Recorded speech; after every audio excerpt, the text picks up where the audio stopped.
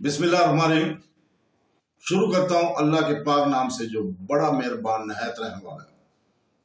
दोस्तों, बहनों, भाइयों और बुजुर्गों, आज हम इस 17वीं किस्त सुल्तान सलाहुद्दीन अय्यूबी की इस 17वीं किस्त में हम ईसाइयों की शोभदाबाजियों के बारे में उनको बयान करेंगे।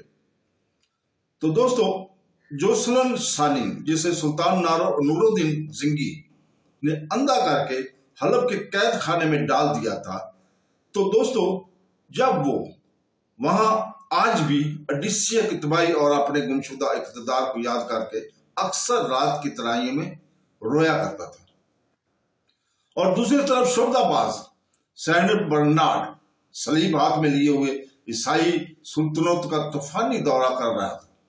पहले इसने ओडिसिया की बर्बादी का मरसिया पढ़कर शाह फ्रांस लॉइस हफ्ता को सलीबी जंग के लिए आमादा किया। फिर वो फरियाद और दफा और सीना को भी करता हुआ जर्मनी के शहंशाह कार्नड सोम के दरबार में पहुंचा और इसे मुकद्दस जंग में शामिल होने की तरकीब दी। आज भी सारी ईसाई दुनिया सलीबी जंगों को कुर्द के नाम से पुकारती है, जिसका मतलब है मुकद्दस जंग। जब सेंट बर्नार्ड ने शहंशाह जर्मनी का कार्नड सोम के सामने सलीबी जंग में शमूलियत का जिक्र किया, तो इसने टालने के अंदाज में कहा, मैं इंसानी खून बहाने की बजाय अमन और सलामती को तरजीह देता हूं। शहंशाह जर्मनी के हाथ से निकलता हुआ देखकर एक शोभदाबाज सेंट बर्नार्ड कुछ देर के घबरा गया, मगर फिर फौरन ही इसकी फितनागर दिमाग ने नई चाल चली। बेशक इंसानी खून बहाना ईसाई तालीमात के मुनाफी है, मगर चंद रोज पहले यीशु मसीह मेरे ख्वाब में तशरीफ लाए थे और मुझसे फरमाया था कि शहंशाह कार्नड को मेरा सलाम और पैगाम पहुंचा दो। हजरत यीशु मसीह का नाम सुनकर जर्मनी शहंशाह कार्नड सोम हाथ बांध कर अपने तख्त से नीचे उतराया और अपने बड़े आजिजाना लहजे में सेंट बर्नार्ड से मुखातब हुआ, मैं कैसा खुशनसीब हूं कि मुझे खुदावंद के सलाम भेजा है। जल्दी बताओ कि वो क्या पैगाम है। सेंट बर्नार्ड की चाल कामयाब हो चुकी थी। इसने एक लम्हा ज़ाया किए बगैर शहंशाह जर्मनी के दिलो दिमाग पर भरपूर ज़रब लगाई। खुदाबंद यीशु मसीह ने आपका नाम लेकर फरमाया था कि क्या कार्नड इतनी जल्दी ओडिसिया के ईसाइयों पर ढाए जाने वाले मुजालिम को भूल गया है? सेंट बर्नार्ड के अल्फाज सुनते शहंशाह जर्मनी बदसुआ हो गया। यीशु मसीह की कसम, मैं ओडिसिया की बर्बादी और अपने आम मजहबों की हलाकत को कैसे भूल सकता हूँ। इस जज्बाती सूरत हाल से फायदा उठाते हुए सेंट बर्नार्ड ने एक इंतहाई जज्बाती इश्तिहाल अंगेज और दर्दनाक तकरीर शुरू कर दी। अहले दरबार पूरे होशो हवास के साथ सुनकर खुदावंद यीशु मसीह ने तुम्हारे शहंशाह के नाम क्या पैगाम भेजा है, ये कहकर सेंट बर्नार्ड चंद लम्हों के लिए खामोश हो गया और हाजरीन दरबार के जज्बात का जायजा लेने लगा। पूरे दरबार पर इस कदर गहरा सकूत तारी था कि कुछ लोगों को अपने दिलों की धड़कनें तक सुनाई दे रही थी। दरबार की पूरी फजा को अपने हक में साजगार पाकर सेंट बर्नार्ड ने इंतहाई दर्दनाक लहजे में शहंशाह जर्मनी कार्नड सोम को मुखातब करते हुए कहा, खुदावंद यीशु मसीह का फरमान है कि आज मुसलमानों की खुरेजी ईसाइयों के लिए अफजल तरीन इबादत है, और जो खून बहाने की ताकत नहीं रखता वो सलीबी सिपाहियों के लिए बेदरेक जोर और माल खर्च करे ताकि हमारे फौजी बेहतरीन हथियारों से मुसल्लह हो सके, और जो इंतहाई मुफलस है वो दिन रात गिरजों घरों में और सलीबियों की फतह और नुसरत के लिए दुआएं करें। अब सेंट बर्नार्ड की तकरीर जारी थी कि तमाम दरबारी जोशो जज्बात में चीखने लगे।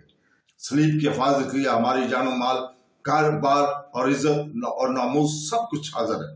सेंट बर्नार्ड की बड़ी आरियाना चाल खामोशी से दरबारियों के पुरजोश नारे सुनता रहा। फिर जब ये शोर खत्म हुआ तो इस कज़्ज़ाब जादूगर ने शहंशाह जर्मनी और इसके दरबारियों पर आखिरी ज़रब लगाते हुए कहा, और खुदावंद यीशु मसीह की आखिरी अल्फाज भी सुन लो कि जो शख्स भी इस मुकद्दस जंग में शरीक होने से ग्रेज करेगा और वो ईसाइयत से खारिज हो जाएगा, फिर इसकी कम से कम सजा ये होगी कि आसमानी कहर नाज़िल होगा और पूरी बस्ती मिटा दी जाएगी।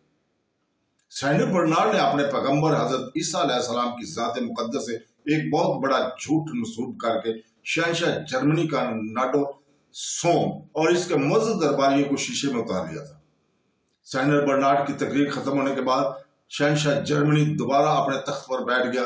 अब इसका सफेद चेहरा शिद्दत जज्बात से सुर्ख हो रहा था। फिर इसने करीब रखी हुई अपनी मरसा तलवार उठाई, जिसके दस्ते पर इंतहाई कीमती पत्थर, याकूत, पुखराज और अलमास जुड़े हुए थे। कदीम तो हम परस्तों का अकीदा था कि इन पत्थरों से आरास्ता तलवार जिस शख्स के हाथ में होगी वो मैदान जंग में अपने दुश्मनों पर गालिब रहेगा। शहंशाह जर्मनी का नट सोम ने अपनी शमशीर को बेनियाम किया, फिर इसे हवा में लहराते हुए हाज़रीन दरबार से मुखातब हुआ। ये शमशीर दुनिया की तमाम असाइयों की मुहाफ़िज़ है। जर्मनी के गोशे गोशे में मेरा पैगाम पहुंचा दो कि आज से हर सलीबी पुरऐश व इशरत हराम है। हर शख्स जो तलवार का बोझ उठाने की सलीयत रखता है वो अपना घर और इशरत कदर छोड़कर मैदान जंग का रुख करे, और जो पेशावर सिपाही वो यूसुफ मसीह की कसम खाए कि जब तक अडिसिया की शिकस्त का इंतकाम नहीं लेगा और मुसलमानों के खून से अपनी शमशीर की प्यास नहीं बुझाएगा, चीन की नींद नहीं सोएगा। शहंशाह जर्मनी की जज्बात तकरीर ने अहले दरबार के सीनों में आग लगा दी। फिर इन दरबारियों ने इस आग को इतनी हवा दी कि पूरा जर्मनी शोलों की लपेट में आ गया। शहंशाह फ्रांस लुईस हफ्तम पहले ही मुसलमानों से इंतकाम लेने की कसम खा चुका था। फिर जब दोनों में जर्मनी और फ्रांस के गोशे गोशे से सलीबी जुनूनियों का सलाब उड़ मटाया, शोबदाबाज सैनिक बर्नार्ड ने इसी पर इख्तिफा नहीं किया। वो जर्मनी के रईसों और सरमायादारों से फर्दन मिला और इसने उमरा जर्मनी के सामने शोलाबाज तकरीरें की। मेरे हम अकीदा भाइयों, जरा इस क़यामत खेज सूरत-ए-हाल पर गौर करो। जब साराइश अरब पूरे यूरोप पर छा जाएंगी, फिर तुम्हारे जवान और बूढ़े कत्ल कर दिए जाएंगे और खूब के लिए तुम लोग आपकी खूबसूरत बेटियां इन वैश्यों की खुराक होंगी। ये सारे खजाने लूट लिए जाएंगे। तुम्हारे जख्मी पैरों में जंजीरें गुलामी होगी और हाथों में कासा कदाई। यूसुफ मसीह की कसम, मैं तो इस वक्त का तसव्वुर करके काम जाता हूँ और खुदाबंद की पनाह मांगता हूँ। ये कहते कहते इस जादूगर की आंखों से झूठे आंसू भी बहने लगे। सैनिक बर्नार्ड की ये जज्बाती कैफियत देखकर उमराए जर्मनी भी शिद्दत जज्बात से रो पड़े। फिर एक एक अमीर और सरमायादार ने सैनिक बर्नार्ड के हाथ पर हाथ रखकर हल्फ उठाया। हमारे सारे वसाइल मुकद्दस जंग के लिए वक्फ है, हमें बताइए कि हम सलीब की हिफाजत के लिए क्या कर सकते हैं। शोबदाबाज बर्नार्ड इसी लम्हे के इंतजार में था। जंग में फतह हासिल करने के लिए अफरादी क़ुव्वत, हथियारों और घोड़ों की जरूरत होती है। सैनिक बर्नार्ड ने उमराए जर्मनी की इस जज्बाती कैफियत से फायदा उठाते हुए कहा, हमारे पास वसाइल की जिस कदर कसरत होगी, हमें इसी कदर गलबा हासिल होगा। फिर देखते ही देखते शमशीरों, तीरों, नेजों और कमानों के अंबार लग गए। जिस तरफ भी नजर उठती थी, आला नस्ल के घोड़ों की कतारें दिखाई देती थी। गारों के जमाने से एटमी दौर तक बेशुमार जंगें लड़ी गई, मगर इस सलीबी जंग की मुनफरद और नुमाया खसूसियत ये थी कि मुसलमानों से अडिसिया की शिकस्त का इंतकाम लेने के लिए सलीब बरादर ईसाई औरतों का भी एक लश्कर तश्कील दिया गया था। इस नस्वानी फौज में 50,000 के करीब ख्वातीन शामिल थी, जिन्हें चंद माह तक शमशीर जनी और शाह सवारी की तरबियत दी गई थी। और सबसे अजीब पहलू यह था कि ख्वातीन के इस लश्कर में हजारों तवायफें भी शरीक थी। शहंशाह फ्रांस लुईस हफ्तम की बीवी मलका अलीज इस नस्वानी फौज की क्यादत कर रही थी। फिर शहंशाह जर्मनी का नट सोम और शहंशाह फ्रांस लुईस हफ्तम ने अपनी अपनी सुल्तानत में नायब नगरान मुकर्रर किए और मुकद्दस जंग में शरीक होने से पहले दोनों शहंशाह एक खास मुकाम पर यकजा हुए। फिर दोनों एक दूसरे के पुरजोश इस्तकबाल किया, गले मिले। फिर दोनों ने एक दूसरे की पेशानियों को बोसे दिए। इसके बाद शहंशाह लुईस और शहंशाह कार्नर ने हाथ में हाथ लेकर अपने अपने लश्कर के सामने कभी न लौटने वाले इत्तेहाद की कसम खाई। फिर दोनों हुक्मरान अपने हदफ की तरफ बढ़े।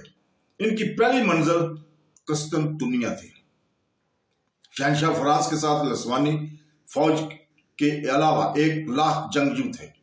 مشہور انگریز مورخ مجارڈ شہنشاہ جرمنی کی فوج کے بارے میں لکھتا ہے، کارنٹ کے سپاہیوں کا بوجھ نہ تو سمندر کی لہریں اٹھا سکتی تھی اور نہ ان کے سمانے کے لیے اس دنیا میں موجود ہی تھے۔ تو دوستو، اگرچہ ایک مبالغہ آمیز اور مستبانہ بیان ہے، لیکن پھر بھی دوسرے معتبر مورخوں کے مطابق دونوں بادشاہوں کے جھنڈے کے نیچے 9,00,000 کے قریب صلیبی فوج جمع تھی، جو شام اور فلسطین کے عیسائیوں کی مدد کے لیے ایک والہانہ جذبے کے ساتھ آگے بڑھ رہے تھے۔ اس وقت قسطنطنیہ میں شاہ مینول اول کی حکومت تھی۔ وہ صلیبیوں کا بے پناہ ہجوم دیکھ کر گھبرا گیا، پھر بھی اس نے مسلط سے کام لیتے ہوئے شہنشاہ لوئس اور شہنشاہ کارنٹ کا پرجوش خیر مقدم کیا اور ان کی خاطر مدارت میں کوئی کسر نہیں چھوڑی۔ مگر کچھ دن بعد شاہ مینول اور قسطنطنیہ کی یونانی باشندے صلیبیوں کی بدمستیوں سے تانگ آ گئے۔ 50,000 عیسائی عورتوں کی فوج نے وہ گل کھلائے کہ شہر قسطنطنیہ کعبہ خانہ بن کر رہ گیا۔ دونوں شہنشاہوں سے لے کر فوجی سرداروں اور عام سپاہیوں تک ہر شخص شرمناک حرکتوں میں مبتلا تھا۔ بالآخر کئی ہفتوں کے بعد یہ بلا یہاں سے ٹلی، پھر صلیبی لشکر وہ دو حصوں میں تقسیم ہو کر ایشیا کوچک میں داخل ہو گیا۔ اس زمانے میں ایشیا کوچک میں سلطان مسعود سلجوقی کی حکومت تھی۔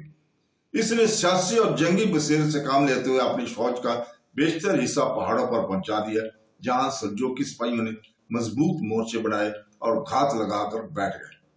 شہنشاہ فرانس اور شہنشاہ جرمنی مذہبی جوش و خروش سے اپنے گھروں سے نکل کھڑے ہوئے تو مگر انہیں ایشیا کوچک کی پور بیچ اور دشوار گزار راستوں کا اندازہ نہیں تھا۔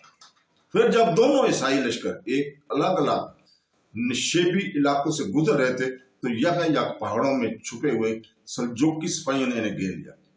پھر قتل و غارت کا وہ طوفان اٹھا کہ وہ دونوں صلیبی لشکر خداوند کی پناہ مانگتے لگے۔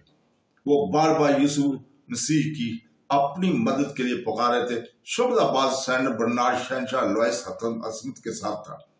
وہ شہنشاہ فرانس نے صلیبیوں کا قتل عام ہوتے دیکھا تو انتہائی غضبناک لہجے میں سینٹ برنارڈ سے مخاطب ہو کر بولا، کہاں ہے وہ آسمانی مدد جس کی تو نے پیشین گوئی کی تھی؟ سینٹ برنارڈ بھی اس آفت نگانی سے پریشان تھا۔ شہنشاہ فرانس کے قہر آلود لہجے نے اسے اور بھی بدحواس کر دیا۔ بس آسمانی مدد آنے ہی والی ہے۔ شہنشاہ شبدہ باز سینٹ برنارڈ کے لہجے میں روحانی جلال کی بجائے مزاحمت اور خوشامد کی جھلک تھی۔ کیا اس وقت آسمانی مدد آئی جب یسوع مسیح کا ایک ایک نام لیوا تیغ ہو جائے گا؟ شہنشاہ فرانس لوئس ہفتم کے غصے میں مزید اضافہ ہو گیا تھا۔ سینٹ برنارڈ کی شاطر ذہن نے ایک لمحہ ضائع کیے بغیر نئی چال سوجی اور وہی چلی تاکہ شہنشاہ کا غصہ رفع ہو جائے اور وہ ایک مطلق عنان حکمران کے قہر سے محفوظ رہ سکے۔ شہنشاہ کچھ بھی ہو، انسان گناہ گار ہے، کبھی کبھی اس کے ہاتھوں کی بجائی ہوئی بساط الٹ بھی جاتی ہے۔ میرا ایمان ہے کہ آسمانی مدد ضرور آئے گی، مگر اس وقت آپ اپنی جان بچانے کی فکر کریں۔ آپ زندہ ہیں تو پوری عیسائیت زندہ ہے۔ تو دوستو، اگر آپ کی ذات کو نقصان پہنچا تو اس کی تلافی ممکن نہیں ہوگی۔ سینٹ برنارڈ کی سیاسی خوشامدانہ گفتگو سن کر شہنشاہ فرانس کا غصہ تو زائل ہو گیا تھا، مگر اب اس کے اعصاب پر موت کا خوف طاری تھا۔ انجام کار وہی جو اپنے کچھ فوجیوں کی قربانی دے گئے میدان جنگ سے فرار ہو گیا اور محفوظ راستوں سے گزرتا ہوا کیکا پہنچ گیا۔ دوسری طرف شہنشاہ جرمنی کا کارنٹ سوم انتہائی اور دردناک حالت سے دوچار تھا۔ سلطان مسعود کی سپاہی صلیبی لشکر پر عذاب آسمانی کی طرح ٹوٹے ہوئے تھے۔ سلجوقی شمشیروں نے درختوں کی کمزور شاخوں کی طرح عیسائیوں سپاہیوں کو کاٹ کر رکھ دیا۔ شہنشاہ جرمنی نے اپنی فوج کو 10 حصوں میں تقسیم کر دیا تھا۔ سلطان مسعود کی جنگی حکمت عملی اس قدر مضبوط تھی کہ سلجوقیوں نے جرمنی فوج کے 9 حصوں کو تباہ کر دیا تھا۔ بس ایک حصہ بچا تھا جس کے ساتھ شہنشاہ کارنٹ فرار ہو کر نکیا پہنچا تھا، جہاں شہنشاہ فرانس پہلے ہی سے موجود تھا۔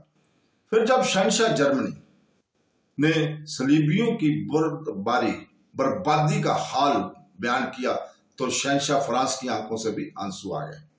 وہ دونوں حکمراں گلے مل کر بہت دیر تک روتے رہے۔ جب دلوں کا غبار ڈھل گیا تو شاہ فرانس لوئس افتم نے انتہائی غضبناک لہجے میں کہا، خداوند خدا کی قسم، پہلے میرے انتقام کا نشانہ شام اور موصل کے حکمران تھے، مگر اب سلجوقی مسلمان بھی میرا ہدف ہے۔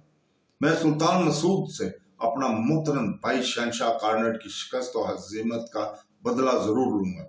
یہ کہہ کر شاہ فرانس نے نئے عہد و پیمان کے لیے شاہ جرمنی کی طرف اپنا ہاتھ بڑھایا۔ دونوں طرف کے سپاہیوں کو خیال تھا کہ مذہبی غیرت سے سرشار ہوگا شہنشاہ کارنٹ مقدس جنگ میں شریک ہونے کے لیے نیا حلف اٹھائے گا، مگر اس وقت وہاں موجود سپاہیوں کی حیرت کی کوئی انتہا نہیں رہی جب شاہ جرمنی کسی پتھر کے ستون کی طرح اپنی جگہ سخت کھڑا رہا۔ اس کے چہرے پر گہری اداسی چھائی تھی۔ اگر شاہ فرانس لوئس افتم نے اپنا بڑھایا ہوا ہاتھ کھینچ لیا اور ہمدردانہ لہجے میں پوچھا، کیا تمہارے ذہن میں کوئی اور منصوبہ ہے؟ میری آنکھوں میں جرمن سپاہیوں کی لاشیں ہیں اور ذہن میں جلتا ہوا غبار ابھرا ہوا ہے۔ اس کے سوا کچھ نہیں۔ شاہ جرمنی کا لہجہ بہت غمزدہ تھا۔ پہلے میں اس المناک واقعے کو بھول جاؤں، بعد میں سوچوں گا کہ مجھے کیا کرنا ہے۔ شعبدہ باز سینٹ برنارڈ نے آسمانی مدد کا حوالہ دے کر شہنشاہ جرمنی کو مقدس جنگ میں شرکت پر آمادہ کرنا چاہا، مگر شہنشاہ کارنٹ اس قدر دل شکستہ تھا کہ اس نے اپنے مذہبی پیشوا کو بھی جھڑک دیا اور پھر کچھ دن بعد ہی موسم سرما گزارنے کے بجائے قسطنطنیہ چلا گیا۔